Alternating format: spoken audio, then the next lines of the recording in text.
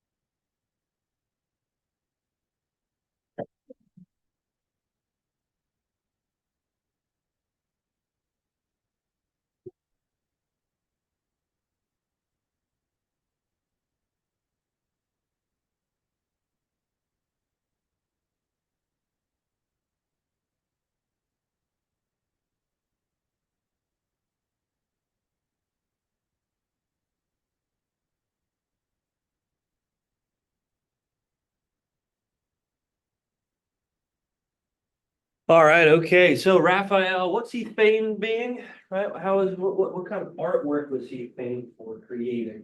Was he a sculptor? What was he, an architect, a painter? What was he? Austin? Sculptor. Turn it back on, sorry. It's a little too dark in there. Raphael? Oh, no. Oh, okay. He was. Yeah, painter, right? Good job. So you guys remember the story with Michelangelo in the Sistine Chapel? How'd it go? How'd it go? Remember, Naomi, go ahead. Raphael was upset because he didn't get paid to do it. And so he eventually broke in and went behind it and saw it and he's like, whoa. Yeah. He was really horrified with this. Yeah, right. Good job. So when it comes to that story with Raphael and Michelangelo, the Sistine Chapel, how the Pope asked Michelangelo, who was a sculptor, right? Again, Michelangelo didn't want to really do it.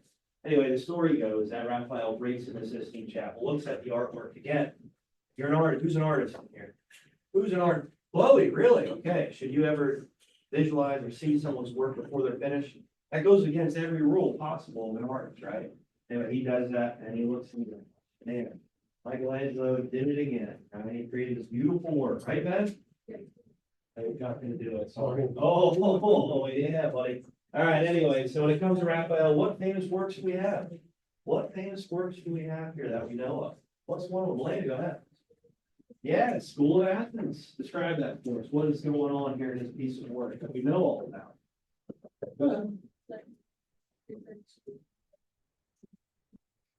Yeah. Yeah, good job, right? And with the architecture, you know, it's Romanesque, right? So this is a way to try to bring back this life, this rebirth of ancient Rome. And how this is a goal to try to embrace humanism within this art piece. Okay, Athens, we all know, is the birthplace of what? We have it here today. Well, it's a little bit different, but go ahead. Democracy, yeah, good job. So when it comes to this, this ideas, these viewpoints of government, well, they had it right, okay, and then you gotta get back to it. Anyway, the School of Athens, there are a lot of important figures within the art piece itself. So Aristotle is seen within School of Athens. Plato, right, is seen within the School of Athens. So people look at it in amazement. They're like, oh, look what Raphael is trying to depict within this new theme, this new idea of the Renaissance period. Also, which is pretty cool, he includes Leonardo. So if you guys look pretty hard, Leonardo is actually in the painting. Michelangelo is actually in the painting too, which had a rivalry, but you know what? He's doing a pretty good job. That's what was so darn good of the Roman Empire.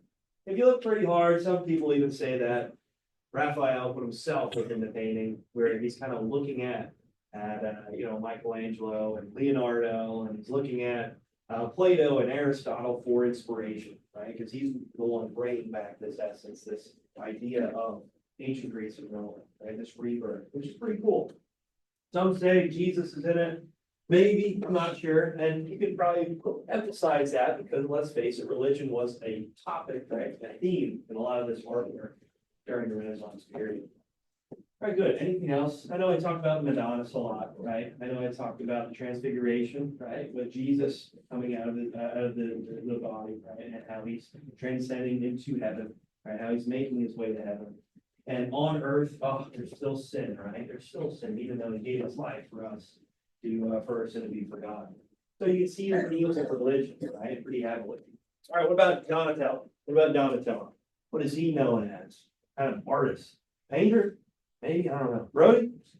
Yeah, sculptor. Yeah, good job. And you showed a good example with the Magdalene sculptor, right? The statue, and how that looked very Gothic-like. It looked almost like a horror scene in a way. And he's depicting the sin, right? But at the same time, we can kind of forgive and forget and move on past that, even though it might be pretty darn ugly.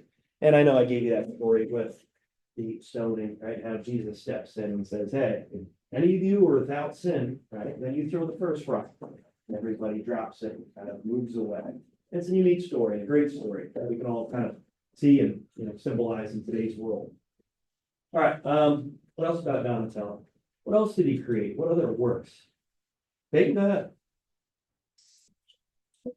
Yeah, good job, right? So when it comes to these, when St. John, right? That's a good sculpture. That's a good essence of how he's bringing life back to this Renaissance period and looking back at the architecture used from ancient Rome and Greece, right? And he's really the first one to do that, right? He comes around early 1400s, mid 1400s, even before Leonardo, even before Michelangelo. And he's bringing back this essence of the Roman Empire, which is amazing, right? And creating these fine works of art that they can look at as inspiration. He also created another statue, bronze. What statue was this here? I know I showed you yesterday. This guy was stepping on a head. What? Who was it? Who was it? Blake? David. Yeah, good job, David. Right. So when it comes to David, his creation of David's bronze material. You can see the detail. Again, no one could create anything right like that back then, but Donatello could. And it gave more of a muscular vibe, right? A muscular presence, which we look at, it's like, okay, it's not Hulk Hogan or John Cena, I get it. But back in the day, that was kind of that muscular theme, that masculine theme. Anyway, he was stepping on whose head? Whose head was he stepping on here? Someone else here, Chloe. Goliath. Yeah, Goliath, good job. So we all know the story, how he brings down Goliath, boom, with the rock and falls to the ground, kicks his head. Oh gosh, it's bloody, it's gory. Anyway, one thing about Donatello's work with David. Michelangelo would use that as inspiration for his creation of David, right? And I showed you guys that the other day. And that's one I'm sure everybody's seen before, right? That sculpture, that statue of David, which was supposed to be on top of the cathedral. And they're like, no, we can't do that. It's so rich in detail. And it kind of gave Michelangelo this claim to fame. It's like, how could someone create something so beautiful like Donatello could? Well, Michelangelo did. All right, anyway, here are your terms for today. All right, so I guess I missed these from yesterday, but you know them already. You do. So we're good there with Raphael and Donatello. Okay, but today we're going to talk about some of these Northern Renaissance artists. I didn't include everybody's name, but we're going to talk about a few other ones that maybe you never heard of before. And these different themes, right? These different themes of the Renaissance era through the northern parts of Europe. Anyway, like I mentioned, Italy's like this funnel, right? I talked about how this is an explosion, right, of this art and culture and this rebirth to the rest of Europe. So Italy starts it off, sure, but it'll later spread to other parts of Europe, right? I mentioned about some of these famous artists today and how they embrace a different vibe, a different look, maybe a different perspective of artwork, maybe different themes. Perfect. All right, so I'll give you guys some time here. Okay, we're gonna start off here with Ulrich Gerd. Maybe you heard of him before, maybe not, but we're gonna talk about a few pieces of his work, a few other ones, and then if we get to Shakespeare, that'd be awesome, but we'll see. All right, the biggest part here I want you guys to mention is Christian humanism. All right, so Christian humanism by Erasmus. Oh boy, we'll mention about him. He's actually the inspiration to Martin Luther. Martin Luther. So we'll talk about Martin Luther here soon with the Reformation next topic. But Erasmus is actually the person that gives Martin Luther this inspiration and how he can maybe critique some of these church officials that are so darn corrupt and judgmental. Oh man, okay, so we'll talk about that here today.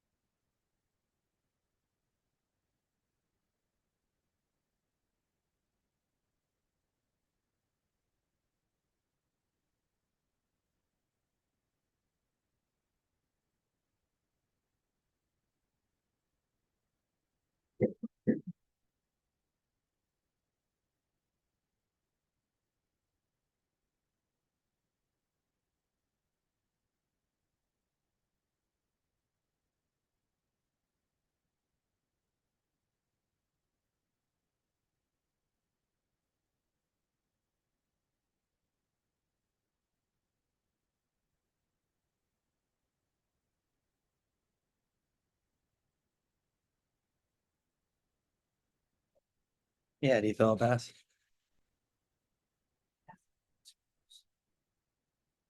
All right.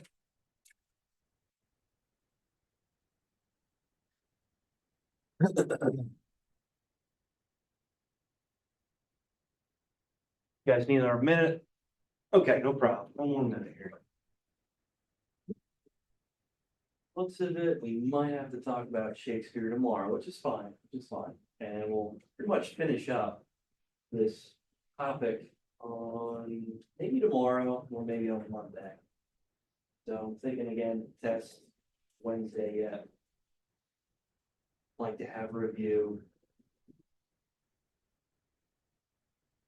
Page. Yeah, what's Cowboys Jones. Yeah. You think so? Counts are bad.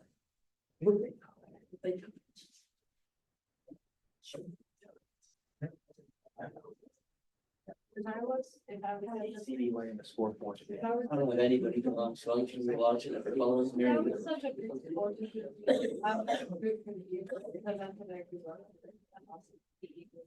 Yeah. I hope I hope they both have fun. Is that what you said? I hope they both lose. Oh, okay.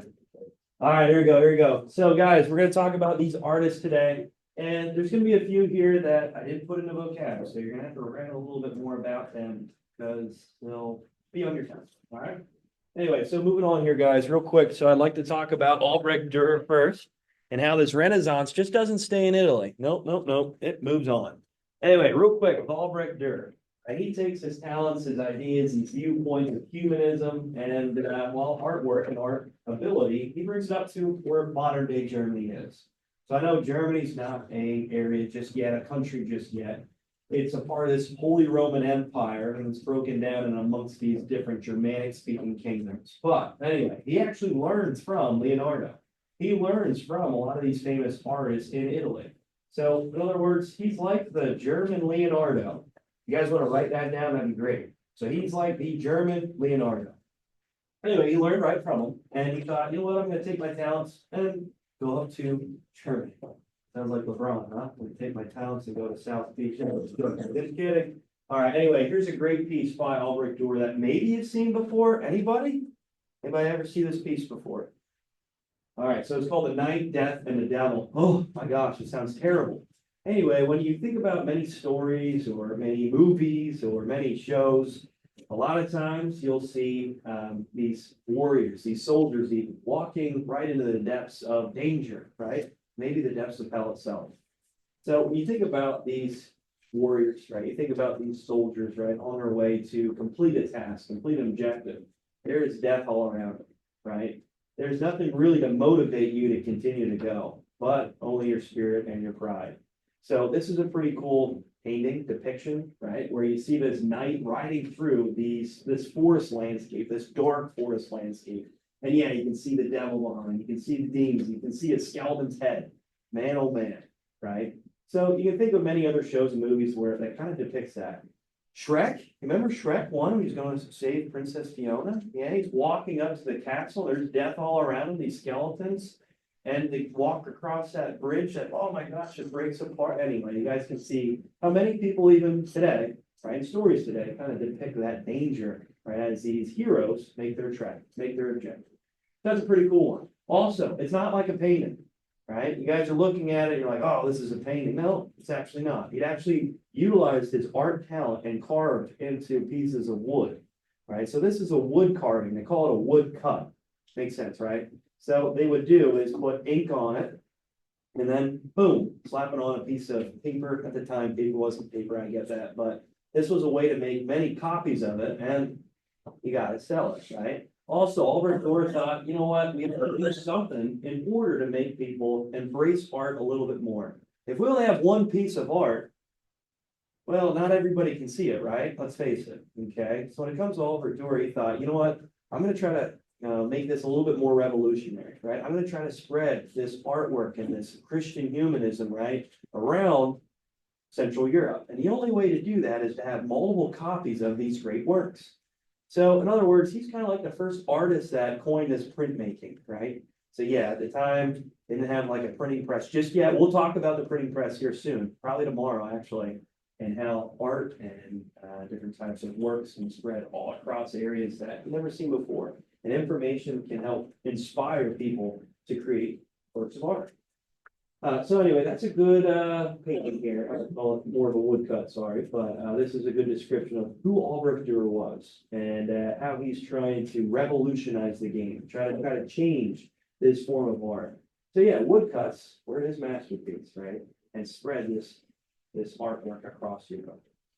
All right, anyway, so when it comes to the German Leonardo, he also was an engineer. He also was a scientist. And he thought that people need to embrace these new types of academia, right? In order to try to, again, break this mold that the Catholic Church had all control. Right? Actually got to embrace humanism, right? We got to embrace this human experience here in order to try to open up our doors and explain the world around us. So yeah, that's why he gets coined the German Leonardo. All right, anyway, make sure you guys remember woodcuts. Yeah, print more of them. Great. All right, so here's more of, last thing here. He's the first to really sign his work too. So whenever you guys see an artwork, a lot of times you see the initials or you see a signature. Well, that stems from Albrecht Dürer, right? When you look at Leonardo or Raphael or Donatello, they never really did this. And Albrecht Dürer is like, you know what? If I'm printing many copies of this darn thing through these woodcuts, I got to put my name in it somehow. Or I got to give myself credit. Or if people just kind of copy it and sell it off, it's not great. So he coined really signing and giving a signature, his initials, in his artwork. All right, so anyway, so here's more forms of art that he created. So here's his little stamp, right? His signature. You can see in a lot of the works he created, right up here too, right? It's like A and the D, right? He stamps it right into his work. One thing to know about Dürer is that he just didn't create these religious themes, right? Like I just showed you with the knight going through this dangerous situation. But he also created a lot of these works that embody nature, right? So look at this hair, right? The young hair, 1502, cool. Right, a lot of these artists in the Italian city-states, they didn't really do that. They focused strictly on religion or, let's say, ancient Rome, right? And these intellects of ancient Rome. So he actually breaks this mold, right? Of not everything has to be religious, right? Not everything has to be revolved around ancient Rome. I get it. As you look at this piece here, it's like, okay, what about this one? That's definitely Jesus, right? Maybe, right? A lot of people look at this and say that, you know, that he's trying to depict himself, self-portrait, but embody it, make it look like Jesus, right? And it gives a theme, a cultural sound, right, of this German culture and this German wardrobe, right, this German look to what Jesus would look like if he was German, right? So when it comes to Albrecht Dürer, he did a lot when it came to combining these things. All right, also the hands, right? I wanted to put that out there. A lot of the issues here when it comes to a lot of hardships of reading things that's really detailed, it's hard to do, and he nails it right out of the point. All right, these are the four horsemen. So yeah, religion just didn't leave, right? These German Renaissance artists did create these themes of religion. All right, I know I didn't talk about these guys. We'll talk about them tomorrow, but some of these other Renaissance artists of the northern parts of Europe, they embrace different themes. I want you guys to know that. Hey, real quick. There's an assignment. Oh man, gosh. So this assignment's about the Northern Renaissance artists. Okay. This will help us in tomorrow then when we talk more about these artists. Okay. So I'm going to put that out now. So make sure you guys look at it, check it out. I have it due on Monday though. Right? It's not due tomorrow. It's going to be due on Monday. So you got some time. All right. See you guys. Man, I gotta get this timing down a little bit better.